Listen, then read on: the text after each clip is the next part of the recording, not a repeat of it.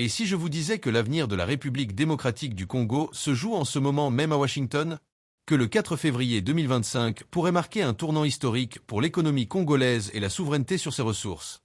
Bienvenue sur la chaîne. Aujourd'hui, nous allons décortiquer un événement géopolitique majeur, le sommet sur les minerais critiques organisé par l'administration Trump, et surtout, ce que cela signifie pour la RDC. Le président Félix Tshisekedi lui-même se rendra à Washington. Ce n'est pas un simple voyage diplomatique. C'est potentiellement la négociation la plus importante pour l'avenir économique du Congo depuis l'indépendance. Et à la fin de cette vidéo, vous comprendrez exactement pourquoi. Abonnez-vous, activez la cloche, et entrons dans l'analyse approfondie de ce qui se trame réellement. Le 20 janvier 2025, jour de l'investiture de Donald Trump, le département d'État américain a fait une annonce qui n'a pas reçu toute l'attention qu'elle mérite dans les médias africains. Le secrétaire d'État Marco Rubio organisera le 4 février prochain à Washington la toute première réunion ministérielle sur les minerais critiques. Selon les informations de Jeune Afrique et du département d'État, plusieurs pays africains sont invités, mais l'invité vedette, c'est incontestablement la République démocratique du Congo. La délégation congolaise, un signal fort. Et voici ce qui est absolument crucial. Le président Félix Tshisekedi ira personnellement. Il ne délègue pas. Il ne confie pas cela à un ministre. Il y va lui-même. Il sera accompagné de Louis Wamukuadi Kabamba, ministre des Mines Guy-Robert Lucama, président de la GECAMINE. Cette composition de délégation nous dit tout. Quand vous amenez le chef de l'État, le patron de la compagnie minière nationale, ce n'est pas pour prendre le thé et faire des photos. C'est pour négocier des contrats, des accords, des partenariats concrets. La présence de Guy-Robert Lucama est particulièrement révélatrice. La GECAMINE contrôle l'accès aux concessions minières congolaises. C'est elle qui signe les joint ventures, qui accorde les permis d'exploitation. Sa présence signifie qu'on va parler d'affaires concrètes, de chiffres, de contrats. Qui d'autre sera présent? Le Kenya et la Guinée sont également invités, ainsi que d'autres partenaires internationaux. Mais soyons clairs, dans cette salle, la RDC sera la star incontestée. Pourquoi? À cause de ce qui est enterré sous le sol congolais. Le contexte géopolitique.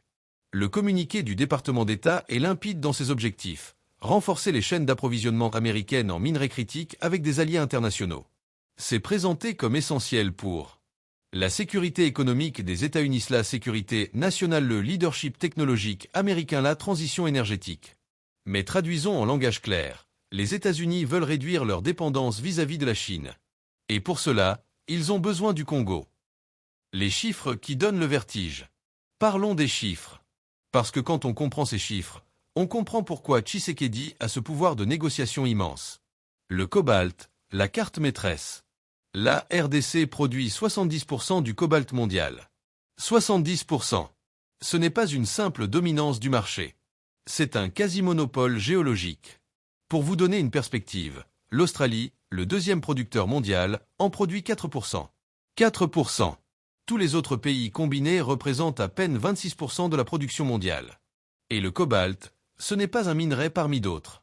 C'est le composant essentiel des batteries lithium-ion qui alimentent tous les smartphones du monde, tous les ordinateurs, portables, toutes les voitures électriques, les systèmes de stockage d'énergie renouvelable. Sans cobalt congolais, l'industrie technologique mondiale s'effondre. Point final. Le cuivre, l'épine dorsale de l'économie moderne. La RDC est le quatrième producteur mondial de cuivre, avec des réserves estimées qui pourraient la propulser au deuxième rang mondial si elles étaient pleinement exploitées. La ceinture de cuivre qui traverse le Katanga et continue en Zambie contient certains des gisements les plus riches de la planète. Le cuivre, c'est le câblage de toutes les infrastructures électriques, les énergies renouvelables. Une éolienne contient jusqu'à 4 tonnes de cuivre. Les véhicules électriques, une voiture électrique utilise 4 fois plus de cuivre qu'un véhicule thermique. Le coltan, le minerai caché dans votre téléphone. Le coltan congolais, source de tantale, représente environ 60% de la production mondiale. Chaque condensateur de votre smartphone, de votre ordinateur, de tout appareil électronique contient du tantale.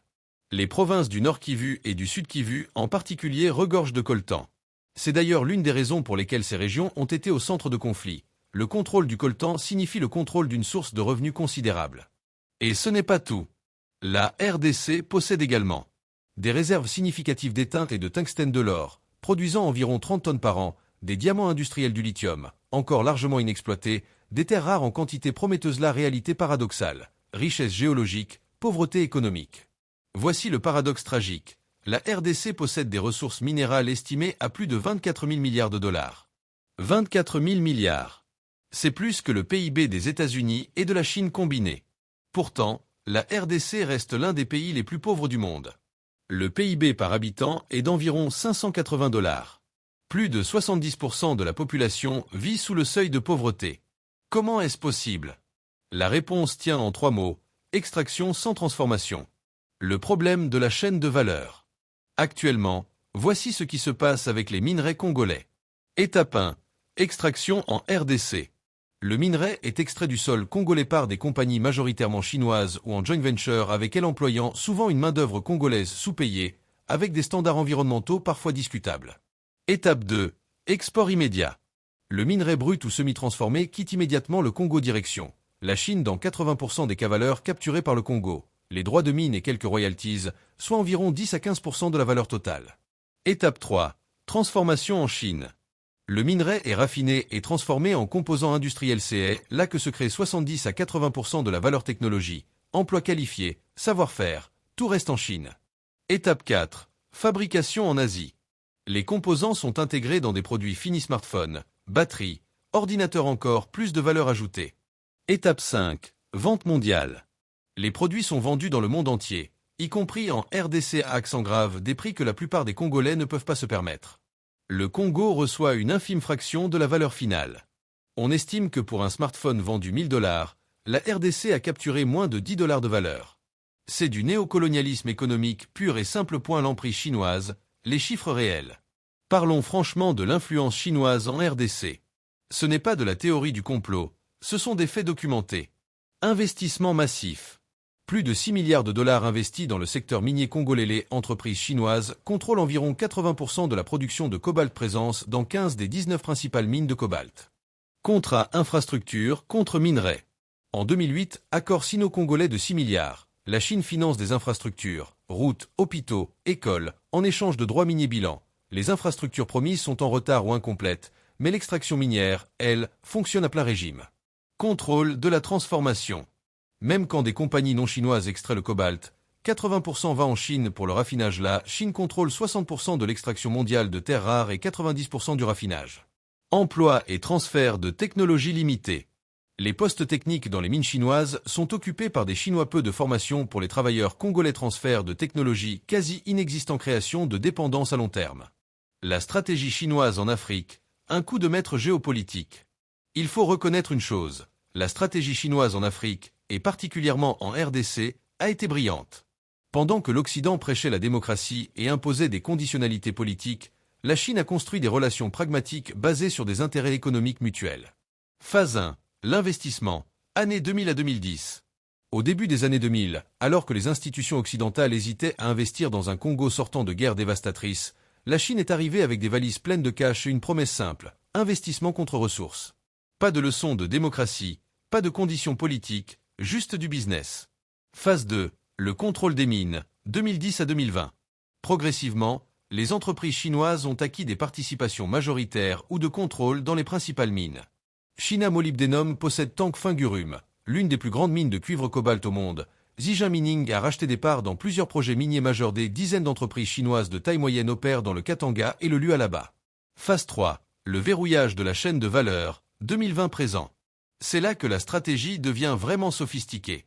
La Chine ne contrôle pas seulement les mines, elle contrôle toute la chaîne. Les mines en RDC, le transport, souvent financé par des prêts chinois, les ports d'exportation, la raffinerie en Chine, la fabrication de batteries, une partie de la production de véhicules électriques. Résultat, dépendance totale. Si demain la RDC veut changer de partenaire, elle découvre que toute son infrastructure logistique, tous ses contrats, toute sa capacité de transformation dépendent de la Chine. Les leçons que Washington a prises trop tard. Les États-Unis et l'Europe ont été aveugles pendant 2 décennies. Ils se concentraient sur le Moyen-Orient, la guerre contre le terrorisme, pendant que la Chine sécurisait tranquillement les ressources qui alimenteront l'économie du XXIe siècle. Le réveil brutal. Plusieurs événements ont sonné l'alarme. 2010, la crise des terres rares. Conflit territorial entre la Chine et le Japon. La Chine restreint brièvement ses exportations de terres rares et l'industrie japonaise panique. Le monde réalise. La Chine contrôle 90% du marché.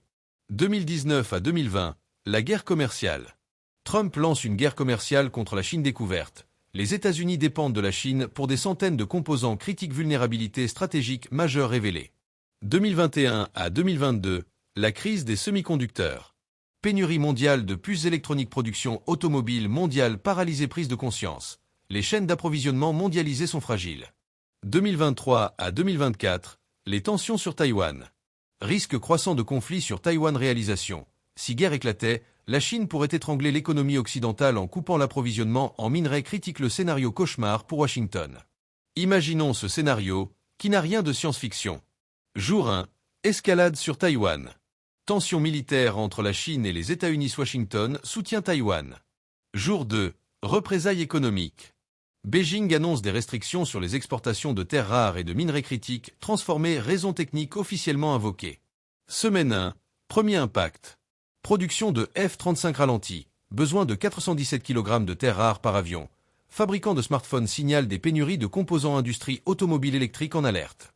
Mois 1 à 3. Paralysie industrielle. Production militaire américaine fortement réduite. Industrie technologique en crise. Prix des véhicules électriques explose. La transition énergétique s'arrête net. Résultat. Capitulation économique. Les États-Unis sont forcés de négocier en position de faiblesse. Leadership technologique américain compromis. C'est ce scénario qui hante les stratèges du Pentagone et de la Maison-Blanche. Et c'est pour éviter ce scénario que Trump organise ce sommet. La situation actuelle. Dépendance absolue. Regardons les chiffres de dépendance américaine. Terres rares, 100% d'importation, dont 80% de Chine. Cobalt, 76% d'importation, dont la majorité passant par la Chine pour le raffinage. Graphite naturel, 100% d'importation. Manganèse, 100% d'importation. Tantale, 100% d'importation. Sur les 50 minerais classés comme critiques par le US Geological Survey, l'Amérique dépend de l'importation pour 47 d'entre eux. Et pour la plupart, la Chine contrôle soit la production, soit la transformation. C'est une vulnérabilité stratégique inacceptable pour une superpuissance. Le rapport de force. Pourquoi Kinshasa a du pouvoir? Pour la première fois depuis très longtemps, la RDC est en position de force dans une négociation avec une grande puissance. Analysons ce rapport de force. L'Amérique a besoin du Congo. Pas de cobalt congolais égale pas de batterie égale pas de véhicules électriques égale pas de transition énergétique, pas de diversification. Hors de Chine égale vulnérabilité stratégique permanente. Trump a fait une promesse. Réindustrialiser l'Amérique et sécuriser les chaînes d'approvisionnement. Il a besoin de résultats rapides et visibles. Le Congo a des alternatives. La Chine n'ira nulle part et continuera d'investir. L'Europe aussi cherche à sécuriser des approvisionnements. Le Japon, la Corée du Sud, l'Inde sont également intéressés. Tshisekedi peut jouer ses puissances les unes contre les autres. Le timing est parfait. Début du mandat de Trump. Volonté politique forte. Prix des minerais critiques en hausse. Conscience mondiale de l'importance de ces ressources. Pression sur l'Amérique pour agir rapidement. Ce que Tshisekedi doit exiger. Si je devais conseiller la délégation congolaise, voici la liste des demandes non négociables. 1. Usine de transformation sur le sol congolais. C'est la priorité absolue. Plus jamais le modèle colonial d'extraction brute. Exigences concrètes. Construction d'au moins 3 usines de raffinage de cobalt en RDC d'ici 2028. Usines de transformation du cuivre en produits semi-finis. Installation de traitement du coltan. Objectif. Capturer au minimum 40% de la valeur de transformation d'ici 2030. Pourquoi c'est crucial? Une tonne de minerai de cobalt brut vaut environ 5 000 $. Une fois raffiné en sulfate de cobalt pour batterie, cette même tonne vaut 35 000 $. 7 fois plus. C'est cette valeur que le Congo doit capturer. 2. Transfert de technologie réelle. Pas de promesses vagues. Des engagements contractuels précis. Formation de 10 000 ingénieurs et techniciens congolais d'ici 2028. Partenariat entre universités américaines et congolais. Centre de recherche en technologie minière et de batterie à Kinshasa. Lubumbashi. Obligation pour les entreprises américaines d'employer au moins 90% de personnel congolais, avec plan de congolisation complète en 10 ans.